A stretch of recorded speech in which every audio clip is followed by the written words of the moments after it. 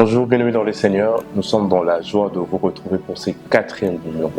Nous, c'est qui? C'est le prophète Dominique Jonas Zola de l'église Royaume de Dieu, maison de prière située à Télécom UPEL. Alors, nous sommes dans le cadre de notre émission Reconquérir. Reconquérir, c'est une émission d'enseignement qui a un but de vous réconcilier avec le Seigneur, vous réconcilier avec votre spiritualité. Et donc, nous avons commencé un numéro et aujourd'hui nous sommes au 4e numéro déjà, et la fois dernière nous avons parlé de la tentation. Aujourd'hui nous parlerons donc de murmure. Alors je vous invite à lire 1 Corinthiens 10. Je vais commencer le premier verset, je vais vraiment sauter un peu pour prendre le verset sur le murmure. 1 Corinthiens 10, le premier verset.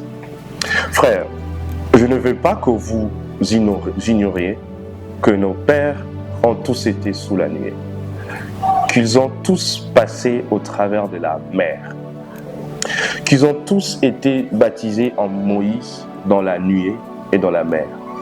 Ils ont tous mangé le même aliment spirituel et qu'ils ont tous bu le même breuvage spirituel, car ils buvaient à un rocher spirituel qui le suivait, et ces rochers étaient Christ. Le verset 10, là où nous sommes ce soir. Ne murmurez point. Qu'est-ce que je dis? Ne murmurez point, comme murmurèrent donc quelques-uns d'entre eux, qui périrent par l'exterminateur. Je commençais par vous poser un contexte magnifique ici. L'apôtre Paul parle. Il raconte un peu l'histoire de ce que Israël a vécu dans les déserts. Il parle de nourriture spirituelle, il parle de baptême, il parle bref de l'eau, de la vie. Il parle un peu de tous ces éléments aujourd'hui qui entrent dans le compte du christianisme. N'est-ce pas que l'Ancien Testament est l'ombre des choses à venir? Ici, quand l'apôtre Paul parle, il fait vraiment allusion à ce christianisme aujourd'hui. Et donc le message d'aujourd'hui est aussi pour nous qui sommes aujourd'hui dans le christianisme. Et ces peuples ont vécu toutes ces choses. Ces peuples avaient une spiritualité avec Dieu. Ces peuples avaient un temps de communion avec le Seigneur. Ils ont vu la gloire de Dieu. Ils ont mangé la nourriture venant de Dieu. Ils ont bu de l'eau de la vie. Ils ont été avec le Christ comme image. Mais qu'est-ce qui s'est passé au final? Qu'est-ce qui s'est passé? C'est que ceux qui ont mangé, ceux qui avaient une spiritualité avec le Seigneur, dans le désert, ils étaient là.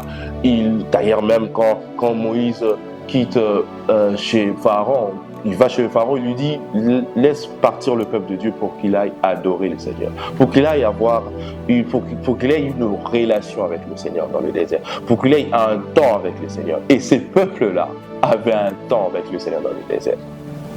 Ils ont bu, ils ont mangé, ils ont fait ce qu'il fallait. Et au bout d'un moment dans les déserts, ça en était de trop pour eux. Et il y a cette relation qui a été coupée. Peut-être nous avons eu le temps avec le Seigneur. Peut-être nous avons eu une vie, une spiritualité, une intimité avec le Seigneur. Et aujourd'hui, boum, c'est arrêté. C'est pour ça d'ailleurs qu'il y a Reconquérir. Et ces peuples se retrouvent en train de murmurer.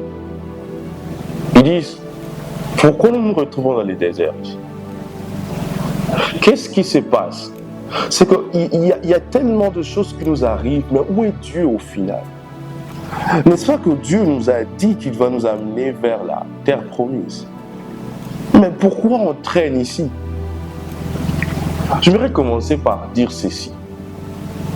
De la même manière que ces peuples ont goûté à la gloire de Dieu, de la même manière que ces peuples ont mangé, ont bu de la nourriture et de l'eau venant du Seigneur, nous aussi, nous avons Christ pleinement en nous, comme l'apôtre Paul est dans le livre des Colossiens. Nous avons pleinement Christ en nous. Mais à un moment, pouf, comme je disais tantôt, c'est coupé. Et il se retrouve dans le désert, il se pose des questions. Mais le Seigneur, le murmure nous livre à celui qui extermine. Parce que le murmure, c'est remettre en cause la divinité même de Dieu. C'est remettre en cause la divinité de celui qui vous a fait sortir de l'Égypte. Celui qui a marché avec vous. Vous vous retrouvez dans les déserts, vous commencez à murmurer. Vous dites que tu n'es pas fort pour nous garder jusqu'ici. Tu n'es pas fort pour nous amener à la destination. Et l'apôtre Paul dit, ne murmurez pas vous. Parce que ça arrive que le peuple de Dieu murmure. Ça arrive que les enfants de Dieu murmurent. Ça arrive que les enfants de Dieu, après de fautes, après des erreurs de la vie, se retrouvaient à un moment où ça ne va plus. Se retrouver où il manque le nécessaire, il manque ce qu'il faut. Et ils en veulent à Dieu. Il dit, si je suis là, c'est toi. Si je me retrouve ici, c'est toi. Ils se plaignent parce que moi j'aurais voulu que ça soit autant, mais pourquoi tu m'as donné seulement ça? Moi j'aurais voulu que ça soit ça. Pourquoi tu m'as donné seulement ça? Moi j'aurais voulu que ça soit plus grand. Moi j'aurais voulu que ça soit un mariage. Moi j'aurais voulu que ça soit une maison comme. Pourquoi ça? Tout ce que nous obtenons de lui, nous disons ça ne suffit pas. Et l'apôtre Paul dit, ceux qui ont murmuré dans les déserts ont été livrés. Le murmure, c'est dire que c'est ta faute, Dieu, si je suis là. Le murmure, dire que autant mieux retourner en Égypte qu'ici, parce que je ne vois pas. Le désert n'est pas mieux que l'Égypte. Et forcément, là où tu nous amènes ne sera pas mieux que l'Égypte. Parce que si déjà ici dans les déserts, je traverse tout ça. Si déjà ici dans les déserts, voilà ce qui se passe. Comment ça sera là-bas? On se rend compte que Dieu ne fait pas suffisamment, selon nous. Suffisamment pour nous. On se rend compte que Dieu, il manque de ressources nécessaires pour nous satisfaire. Ça, c'est les murmures. Ça arrive dans plusieurs domaines. Moi, j'ai voulu que ça soit, moi je suis quand même, j'ai tel titre à l'université, moi je suis comme ça, moi je suis comme ci. Pourquoi on me donne seulement ça? Pourquoi pas mieux? Dieu il ne voit que les autres, il ne me voit pas. Et même, on n'arrive même plus à considérer ce qu'il peut faire pour nous. On n'arrive même plus à le louer, on n'arrive même plus à lui rendre des actions de grâce par rapport à ce qu'il fait pour nous. Parce qu'à chaque fois que Dieu fait une chose, on prend la chose, on la met sur une balance, on dit ça ne pèse pas. On prend la chose, on essaie de voir autour de nous, on essaie de voir. Moi, je crois que si c'était par moi-même, ça sera pas ça. Si c'est par moi-même, ils ont même oublié que Dieu a gardé Israël dans le désert avec le même habit. Ils ont oublié tous ces autres. Si c'était vraiment moi, Dieu, ça ne sera pas comme ça. Ma vie ne ressemblerait pas à ça. Murmurer, c'est remettre en cause la divinité de Dieu. Mais quand on se retrouve en train de murmurer, bien de fois, comme j'ai dit, on remet en cause la divinité de Dieu, mais on dit aussi que c'est sa faute. On oublie nos erreurs. Ici, je ne veux pas cajoler quelqu'un pour dire c'est pas vous, vous savez, je crois que c'est la famille, c'est pas vous. On oublie nos erreurs, nous-mêmes, ce que nous avons fait de mal. On oublie qu'on était têtus à un moment. On oublie que ce que Dieu a demandé, ce n'est pas ce que nous avons fait. On oublie qu'on n'a pas été obéissant. Il dit, le brebis écoute, entendent ma voix. Elles me suivent. Quand je les appelle, elles viennent vers moi. Mais on oublie que nous n'avions pas été de bonnes brebis. On oublie qu'on n'a pas écouté sa voix. On oublie qu'on s'est livré nous-mêmes. Il dit à Romains, ils se sont comportés comme ça, mais je les ai livrés. Ils se sont retrouvés en train de faire certaines choses selon que leur humanité a demandé. Ça, on oublie ça très souvent.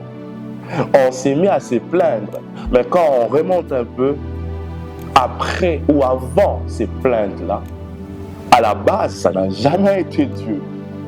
Parce que vous avez connu le Seigneur, parce que vous avez mangé de sa gloire, vous avez bu de son eau, vous avez mangé de son pain. Vous oubliez vite que c'est vous qui avez décidé. Adam ne te plaint pas, Ève ne te plaint pas, parce que tu oublies que c'est toi qui as décidé de manger ces fruits défendu. Tu oublies que c'est toi qui avais refusé d'être obéissant.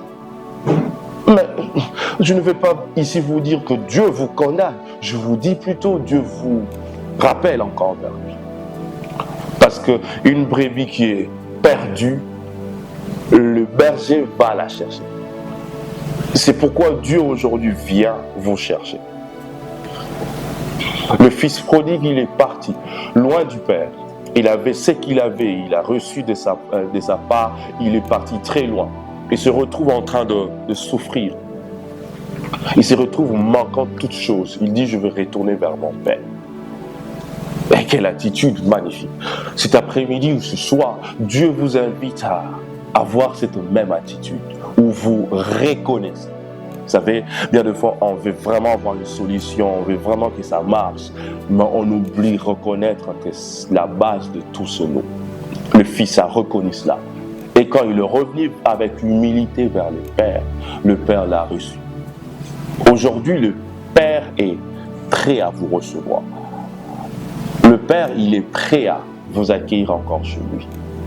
Mais reconnaissez que ça ne vient pas de lui que vous vous retrouviez dans ses manques, que ça ne vient pas de lui que vous vous retrouvez dans ces murmures. Vous avez décidé de vous livrer vous-même. Il vous appelle aujourd'hui et il va vous accueillir. Alors que on se retrouve en train de murmurer, il y a une phrase aussi que nous aimons dire à Dieu, c'est que tu nous as amenés ici pour mourir. C'est facile à dire quand on ne gère rien. Le peuple d'Israël, il quitte l'Égypte, il boit tout ce qu'il pouvait boire, il mange tout ce qu'il pouvait manger. Il arrive quelque part et il semble manquer. Et son plan ne concorde pas à la logique que Dieu a tracée. Et ils disent, franchement, les gars, il nous a amenés ici pour nous mourir. Ici, il n'y a pas de tombe. On va se retrouver dans les déserts. On ne va même pas nous enterrer. Ici, il n'y a pas de tombe. Il nous a amenés ici pour mourir. Vous savez, quand Dieu il trace sa logique, il trace son plan, il nous appelle à suivre ces plans-là. Et quand on se retrouve, on manque des informations, on ne sait pas quelle est la prochaine étape. Directement, on dit, je crois qu'il m'a amené ici pour mourir. Je préfère ne plus suivre ces plans-là. L'homme a tendance à vouloir tout contrôler.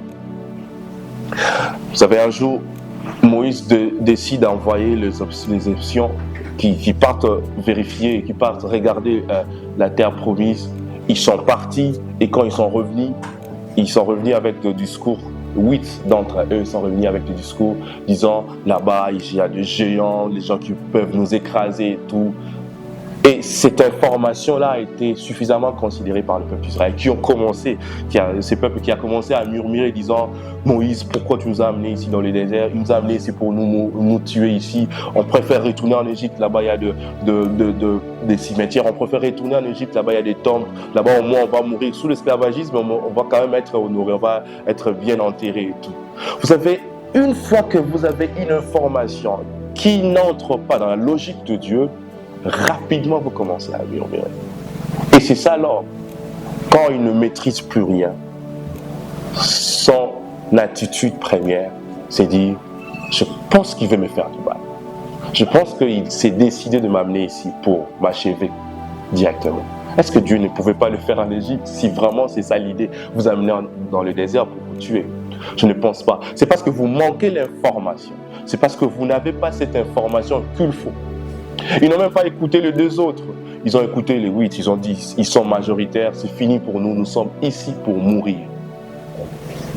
Écoutez, ce n'est pas parce que vous ne savez pas quelle sera la suite que Dieu va vous abandonner.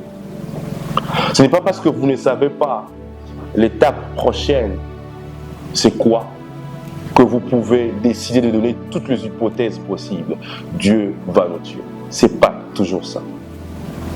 Aujourd'hui, je vous encourage de comprendre ceci, que Dieu, c'est lui qui a tout le plan entre ses mains. C'est lui qui maîtrise tout. Et Et il ne se fera jamais voler par Super. Vous savez, c'est des animaux où le Super vient voler la carte, il part avec. On doit encore demander qu'on récupère ou qu'on dise Super, arrête de chipper. Personne ne peut chipper le plan qui est entre les mains du Seigneur. Personne. Et aujourd'hui, si vous vous laissez entre les mains de cette mauvaise information, vous vous livrez à l'extermination. N'est-ce pas que c'est ce qui s'est passé quand Dieu a appris que les 2 là, ils sont bons, mais les 8, il dit bon, au final, personne de cette génération n'entrera dans la terre promise. Est-ce que vous voulez vous retrouver dans cette génération qui n'entrera point dans la terre promise? Je ne pense pas, non. Parce que vous avez manqué l'information et vous avez décidé par vous-même de remplir ces vides par une mauvaise information. Et cette mauvaise information passe par les murmures. Quand vous murmurez, vous vous donnez la place de choix à l'extermination. Et aussi, vous commencez à comprendre que là, la responsabilité ne pas que de Dieu. Dieu, lui, il trace sa logique, il trace son plan. Il dit, voilà ce que nous devons suivre. Quand Dieu vient, il crée les cieux et la terre. Il dit, la terre sera comme ceci. Il dit que la lumière soit, la lumière fut. Il a fait sortir les arbres. Il a placé l'homme, il dit, cultive et garde le jardin.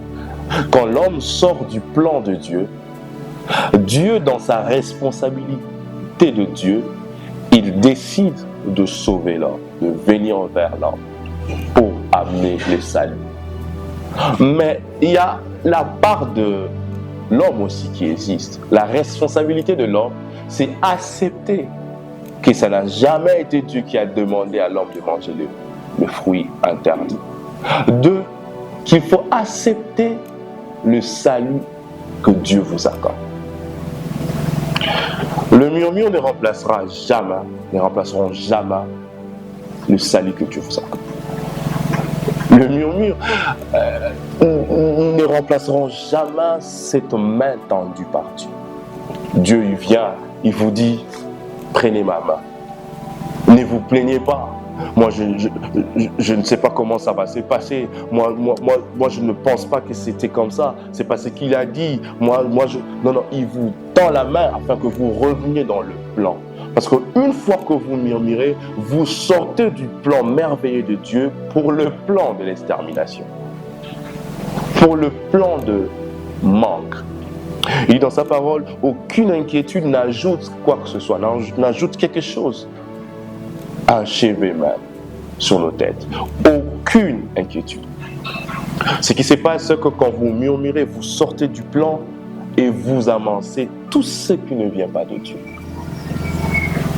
Et vous pouvez vivre comme si Dieu n'intervient jamais dans la vie de ceux qui les craignent.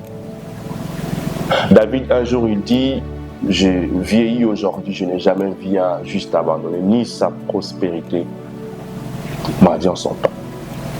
Il comprend que Dieu, il prend soin.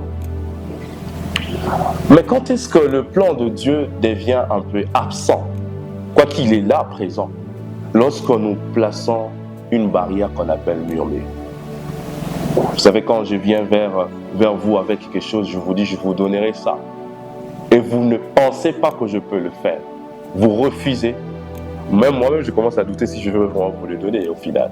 Parce que je me dis, si lui ne croit pas que je peux le faire, comment moi je dois croire que je vais le faire? Allez, ça, je suis homme. C'est pas comme ça que ça se passe avec Dieu. C'est pourquoi Dieu veut vraiment que le murmure quitte aujourd'hui votre vie. Mais entrez un peu dans cette logique-là où quand moi je viens avec une grâce, je viens avec un cadeau, je viens avec tout ce que vous m'avez demandé. Je vous dis, ok, allô, vous êtes où? Non, je suis à la maison, je ne suis pas sorti aujourd'hui. Je vous dis, je viens avec. Hein. Et puis vous dites, ah ben, vous n'êtes pas le premier à me le dire. Hein. Il y a une personne aussi qui a dit que je viens avec, mais elle n'est jamais venue. Ça commence à créer même le retard de l'accomplissement de certaines promesses dans nos vies. Et plus le retard arrive, plus on se livre vers la mort. Oh, ça vous fait peur quand j'ai dit la mort. Je parle de la mort dans tous les aspects possibles, mais aussi, quand je dis dans tous les aspects possibles, mais aussi physiquement. Parce qu'au final, on ne croit plus à une guérison. Parce que quand on vient prier pour vous, parce que quand on vous oriente vers un hôpital, parce que quand on dit que Dieu va faire, vous dites c'est fini pour moi, je crois que je suis bon pour la mort. Mais la mort, elle arrivera. Parce que vous ne voulez plus faire d'efforts. Vous vous dites, je m'arrête ici, je ne vais plus continuer. Dieu, il a ses enfants à lui. Moi, il ne prend plus soin de moi. Dieu a tellement de choses à gérer. Il a les autres pays qui sont en guerre, il a les États-Unis, il a le Congo. Je crois que Dieu ne me calcule même pas. Ça, c'est ce que certaines personnes disent. Bon, ok, moi, advienne que pourra, je suis là, si ça vient, gloire à Dieu. Si ça ne vient pas, ben, ok, je suis fait pour ça. À moi-même, on dit, bon, ok, je prie, tu ne fais rien, je prie pas, tu ne fais rien, je préfère ne plus prier. On commence à présenter la possibilité de relativiser certaines réalités. On dit, ben, c'est comme ça chez nous. Ça a toujours été comme ça, c'est pas moi qui vais changer les choses. Et je ne pense pas que Dieu est capable. Moi d'ailleurs, j'ai à peine 2 ans dans le Seigneur. Mais il y a mon oncle qui en avait 30, je pense. Mais ça, rien ne s'est fait. À son temps, il priait aussi pour ça. Je ne crois pas qu'aujourd'hui, c'est le même Dieu. Un jour, Gédéon l'a dit, tu m'appelles vaillant héros. Ah, mais c'est bien. Mais où était Dieu quand on a été frappé? Où était Dieu, le Dieu qui a libéré Israël? Les Manadites viennent ici, ils dominent sur nous. Mais où est Dieu? Ah, moi, on le dit, la maladie domine sur moi. Mais où est ce Dieu-là? La pauvreté, elle domine sur moi. Mais où est ce Dieu-là? Toutes ces mauvaises choses, ces malédictions, elles dominent sur moi. Mais où est ce Dieu? Mais ce qui est bizarre, Dieu ne cesse de vous appeler aujourd'hui vaillant. Dieu ne cesse de croire en vous. Quand vous lisez ce passage de 1 Corinthiens 10, le verset 10, la Bible parle de quelques-uns. Ce n'est pas tous. Donc je vais parler ici de 2 types de personnes. Quelques-uns et pas tous. Vous qui me regardez aujourd'hui, je vous encourage de ne jamais murmurer, de rester vraiment dans la foi, de ne jamais lâcher prise, de continuer à croire. Quelques-uns sont partis, quelques-uns se sont mis à murmurer. Mais moi, je dis, je ne vais pas murmurer. Moi, je dis, je vais croire, je vais rester dans la foi. Quelques-uns, ce sont eux qui sont morts. Moi, je ne vais pas faire partie de quelques-uns qui sont morts. Je ne vais pas faire partie de ceux qui ont péri. Je ne vais pas faire partie de ceux qui aujourd'hui se retrouvent loin de Dieu, alors qu'hier ils priaient, ils ont goûté à la grâce de Dieu, ils ont goûté à ce que le Christ est. Mais ils se retrouvent aujourd'hui loin de Christ parce qu'ils faisaient partie des quelques-uns. Je ne vais pas faire partie des quelques-uns. Ne faites pas partie des quelques-uns. Mais aussi, comme j'ai dit, quelques-uns, oui, mais Dieu, il est là et il tend sa main de secours, sa main de restauration pour vous. Il a été question aujourd'hui de vous parler de murmure, de vous faire comprendre que le murmure remet en cause la divinité de Dieu. Le murmure fait en sorte que vous ne soyez plus responsable, que ce soit Dieu, que c'est Dieu qui vous a amené ici dans ces déserts pour vous tuer. Ce n'est pas le cas. Mais c'est ce que le murmure vous fait croire. Le murmure, à la base, en fait, ça n'a jamais été Dieu. C'est vous vous livrez dans ça. Ça n'a jamais été la volonté de Dieu que vous vous retrouvez dans de plaintes. Mais vous vous livrez dans ça. Et aujourd'hui, comme j'ai dit, la responsabilité de l'homme est là. Mais la responsabilité de Dieu aujourd'hui, c'est que vous soyez réconciliés avec lui. Et il vous tend sa main de secours. et il veut réellement vous ramener à la maison, loin de plaintes, que vous vivez pleinement son plan. Que cela soit votre partage, au nom de Jésus-Christ.